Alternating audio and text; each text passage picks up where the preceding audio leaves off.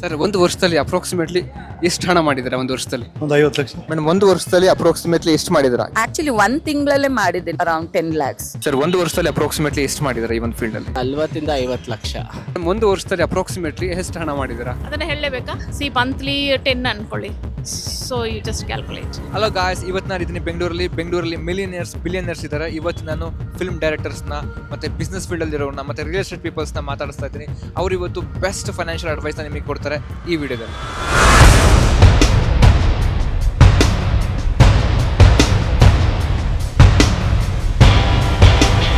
Sir, ಯಾರಾದ್ರೂ ನಿಮಗೆ ಒಂದು ಬೆಸ್ಟ್ ಫೈನಾನ್ಷಿಯಲ್ ಅಡ್ವೈಸ್ ಕೊಟ್ಟಿದ್ರೆ ಯಾರು ಕೊಟ್ಟರು, ಏನಂತ ಕೊಟ್ಟರು? ನಮ್ಮ ತಂದೆ, ನೀನೇನಾದ್ರು ತಗೋಬೇಕಂದ್ರೆ ಇವಾಗ ಒಂದು ಕಾರ್ ತಗೋಬೇಕಂದ್ರೆ ಅದು ನಿನ್ನ ಹತ್ರ 100 ಇರ್ಬೇಕು. 100 ಇದ್ರೆ ಮಾತ್ರ ನೀನ್ ತಗೋ, ಇಲ್ಲಾಂದ್ರೆ ತಗೋಣಕ್ಕೆ ಹೋಗ್ಬೇಡ. ಈ ಒಂದು ಐಡಿಯಾ ಎಕ್ಸ್ಪ್ಲೈನ್ ಮಾಡಿ ಸರ್. ಇವಾಗ ಹೇಳಿದ್ರಲ್ಲ ಅದು. ಇವಾಗ ನೀವೊಂದು 10,000 ರೂಪಾಯಿ ಫೋನ್ ತಗೋಬೇಕಂದ್ರೆ ನಿಮ್ಮ ಹತ್ರ ಹೆಚ್ಚು ಕಮ್ಮಿ ಅಂದ್ರೂ ಒಂದು 2 ಲಕ್ಷ ಇರಬೇಕು. ಆ ಥರ ನಮ್ಮ ತಂದೆ ಮಾತಾಡೋದು. ಆ ಕ್ಯಾಟಗರಿಗೆ ನೀವು ಇಳಿದ್ರೆ you will have a lot of savings in your hand.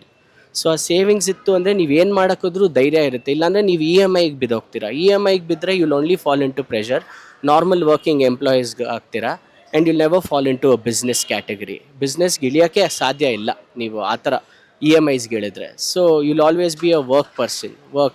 ಯಾವುದೋ ಕಂಪ್ನಿನ ಉದ್ಧಾರ ಮಾಡೋಕ್ಕೆ ಹೋಗ್ತೀರಾ, ನಿಮ್ಮನ್ನು ನೀವು ಉದ್ಧಾರ ಮಾಡೋಕ್ಕಾಗಲ್ಲ. ನೀವೇನು ಬಿಸ್ನೆಸ್ ಮಾಡ್ತಾ ಇದ್ದೀರಾ? ನಾನು ಆಕ್ಚುಲಿ ಪ್ರೊಡ್ಯೂಸರು. ನಾನು ಮೂವಿ ಪ್ರೊಡ್ಯೂಸ್ ಮಾಡ್ತಾ ಇದ್ದೆ. ಆಫ್ಟರ್ ಮೈ ಬೇಬಿ ನಂದೇ ಕ್ರಿಕೆಟ್ ಟೀಮ್ ಮತ್ತು ಕಬಡ್ಡಿ ಟೀಮ್ ಇತ್ತು. ಸೆಲೆಬ್ರಿಟಿ ಕ್ರಿಕೆಟ್ ಟೀಮ್ ಮತ್ತು ಕಬಡ್ಡಿ ಟೀಮ್. ಮೇಡಮ್, ಇವಾಗಿನ ಕಾಲದ ಯಂಗರ್ ಜನರೇಷನ್ಗೆ ಒಂದು ಬೆಸ್ಟ್ ಫೈನಾನ್ಷಿಯಲ್ ಅಡ್ವೈಸ್ ಕೊಡೋದಾದ್ರೆ ಏನು ಕೊಡ್ತೀರಾ? ಬೆಸ್ಟ್ ಫೈನಾನ್ಷಿಯಲ್ ಅಡ್ವೈಸ್, ಈಗ ಒಬ್ಬೊಬ್ರು ಒಂದೊಂದು ಥರ ಯೋಚನೆ ಮಾಡಿರ್ತಾರೆ. ಈಗ ಮೇನ್ ಆಗಿ ಫೈನಾನ್ಷಿಯಲ್ ಅಡ್ವೈಸ್ ಅಂತ ಕೊಡೋಕೆ ಹೋದ್ರೆ ಪ್ರಾಪರ್ಟೀಸ್ ಈಗ ತುಂಬ ರನ್ ಆಗ್ತಾ ಇದೆ. By property, cell property, very good financial thing that is. Madam, ಒಬ್ಬ ಗುಡ್ ಬಿಸ್ನೆಸ್ ಮ್ಯಾನ್ಗೆ ಯಾವ ರೀತಿ ಕ್ಯಾರೆಕ್ಟರ್ಸ್ ಇರಬೇಕು? ಗುಡ್ ಬಿಸ್ನೆಸ್ ಮ್ಯಾನ್ಗೆ ಮನುಷ್ಯತ್ವ ಇರಬೇಕು. ಮೇನಾಗಿ ಜನನ್ನ ಒಂದೇ ಥರ ಬ್ಯಾಲೆನ್ಸ್ ಮಾಡಬೇಕು. ಅವ್ರು ಬಡವರು ಶ್ರೀಮಂತರು ಅದು ನಾನು ಶ್ರೀಮಂತೆ ಅಂತ ತೋರಿಸ್ಕೊಳ್ಳೋದಲ್ಲ. ಎಲ್ಲಾರನ್ನೂ ಚೆನ್ನಾಗಿ ಮಾತಾಡಿಸ್ಬೇಕು, ಎಲ್ಲಾರನ್ನೂ ಚೆನ್ನಾಗಿ ಇಟ್ಕೊಳ್ಳೋದೇ ಗುಡ್ ಬಿಸ್ನೆಸ್ ಮ್ಯಾನ್ ಲಕ್ಷಣ. ನಿಮಗೆ ಒಬ್ರು ಫೈನಾನ್ಷಿಯಲ್ ಅಡ್ವೈಸ್ ಕೊಟ್ಟಿದ್ರೆ ಆ ಫೈನಾನ್ಷಿಯಲ್ ಅಡ್ವೈಸ್ ಯಾವಾಗ ತಗೊಂಡ್ರಿ ಮತ್ತೆ ಅದೇನಿತ್ತು? ನನಗೆ ಯಾರು ತಗೊಂಡಿಲ್ಲ, ನನ್ನ ಇಷ್ಟಪಟ್ಟೆ ಮಾಡಿರೋದು. ಸರ್, ಇವಾಗಿನ ಕಾಲದಲ್ಲಿ ಯಾವ ಬಿಸ್ನೆಸ್ಗೆ ಇನ್ವೆಸ್ಟ್ ಮಾಡಿದ್ರೆ ಬೆಟರ್ ಆಗುತ್ತೆ? ಅಗ್ರಿಕಲ್ಚರ್ ಮಾಡಬೇಕು, ಆಮೇಲೆ ಕನ್ಸ್ಟ್ರಕ್ಷನ್ ಅದು ಇದು ರಿಯಲ್ ಎಸ್ಟೇಟ್ ಮಾಡಿದ್ರೂ ಆಗುತ್ತೆ. ಎಲ್ಲ ಕೆಲಸ ಮಾಡಬೇಕು. ಅವ್ರಿಗೆ ಇಷ್ಟ ಆಗಿರೋದು ಮಾಡಬೇಕು. ಇಷ್ಟ ಆಗಿರೋ ಮಾಡೋಕ್ಕೆ ಕಷ್ಟ ಆಗುತ್ತೆ. ಸರ್, ನೀವೇನು ಬಿಸ್ನೆಸ್ ಮಾಡ್ತಾ ಇದ್ದೀರಾ?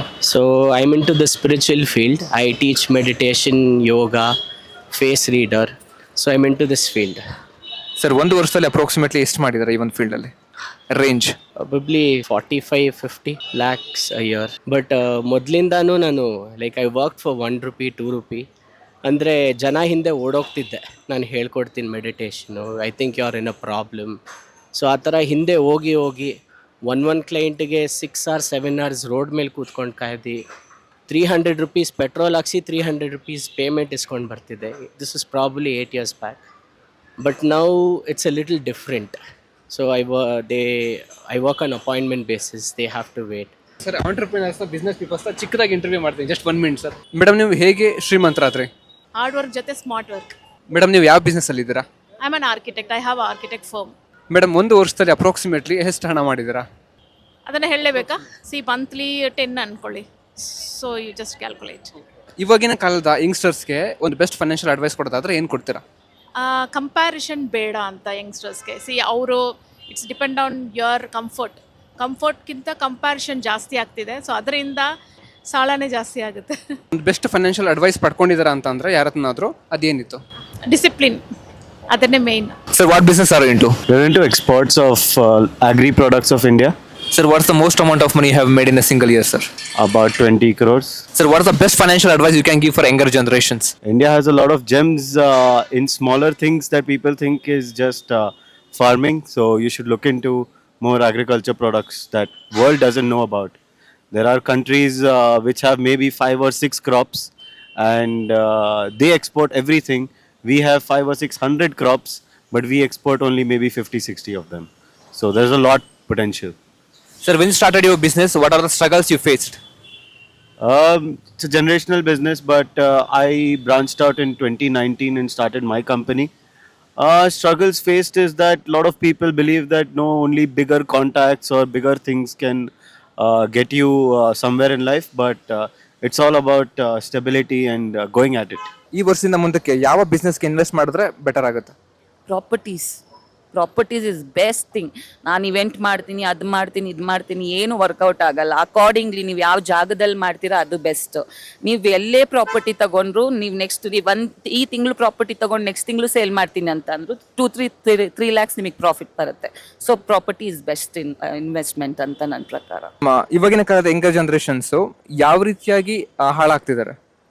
ಯಂಗರ್ ಜನ್ರೇಷನ್ಸ್ ಯಾವ ರೀತಿಯಾಗಿ ಹಾಳಾಗ್ತಾ ಇದ್ದಾರೆ ಅಂತ ನೋಡಿದ್ರೆ ಅಪ್ಪನ ದುಡ್ಡು, ಅಮ್ಮನ ದುಡ್ಡು, ಅದೇ ಅಪ್ಪ ಅಮ್ಮ ಮಾಡಿದ ದುಡ್ಡಲ್ಲಿ ಮಜಾ ಮಾಡ್ಕೊಂಡಿರೋದೇ ಈಗಿನ ಜನ್ರೇಷನ್ದು ಇದಷ್ಟೇ. 5 ವರ್ಷದಲ್ಲಿ ನೀವು ಯಾವ ರೇಂಜಲ್ಲಿ ಇರಬೇಕು ಅಂತ ಇಷ್ಟಪಡ್ತೀರಾ? 5 ವರ್ಷದಲ್ಲಿ ಕೂತ್ಕೊಂಡು ತಿನ್ನಂಗೆ ಆಗ್ಬೇಕಷ್ಟೇ. ಕೂತ್ಕೊಂಡು ತಿನ್ನಂಗೆ ಆಗ್ಬೇಕು, ನೆಮ್ಮದಿ ಇರಬೇಕು ಜೀವನದಲ್ಲಿ. ನಾನು ಯೋಚನೆ ಮಾಡಕ್ಕೆ ಹೋದ್ರೆ ಹೋಗಿ ಊರಲ್ಲಿ ಒಂದು ಒಳ್ಳೆ ಫಾರ್ಮ್ ಹೌಸ್ ಕಟ್ಕೊಂಡು ಪೀಸ್ಫುಲ್ ಆಗಿರೋಣ ಅಂತ ಅನ್ಸುತ್ತೆ. Sir, you come from lot of money, how did you started your business sir? I come from a lot of money and then I faced a lot of troubles with family business. Everybody thinks your family has a lot of money, so you also have a lot of money. That is not true. If you want to show your potential, you will have to do your own work. Raise money from banks, not from people. Trust in yourself, not just rich people. What's the one financial concept still today people don't know? The orthodox Indian way of running businesses, which people don't understand or don't want to understand, they try to follow Western way of spending money and not saving money.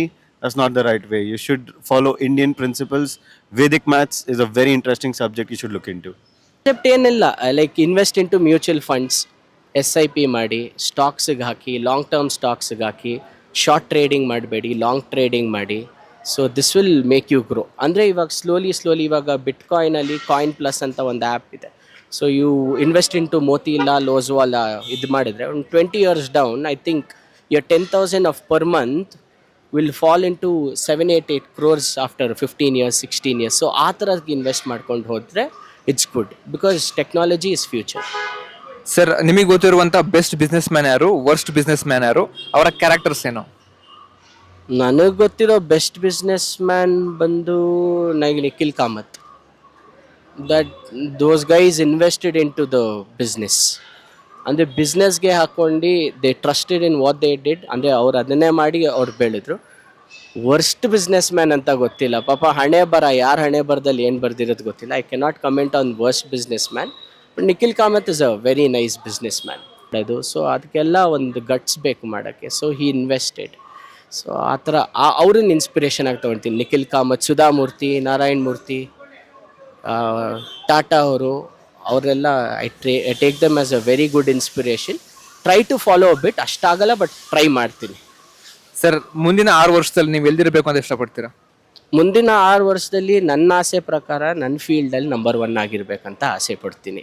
Like ನನ್ನ ಮೆಡಿಟೇಷನ್ನು, ನನ್ನ training ಏನು ತೊಗೊತೀನಿ, train a mind course ಅಂತ ಏನು ಮಾಡ್ತೀನಿ, ಅದರಲ್ಲಿ I should fall into number 1 place all over the world. ಅದೇ ನನ್ನ ಆಸೆ. Because should always dream big. ದೊಡ್ಡ ಯೋಚನೆ ಇದ್ರೇ ಒಂದು ಸ್ವಲ್ಪ ಅಟ್ಲೀಸ್ಟ್ ರೀಚ್ ಆಗ್ತೀವಿ. ತುಂಬ ಇವಾಗ 1 ಲಕ್ಷ ದುಡಿದ್ರೆ ಸಾಕು, 5,000 ದುಡಿದ್ರೆ ಸಾಕು ದಿವಸಕ್ಕೆ ಅಂದರೆ you will never fall. Always have big hopes, you will definitely reach ಅನ್ನೋದು ನನ್ನ concept. Thank you so much sir. Thank you.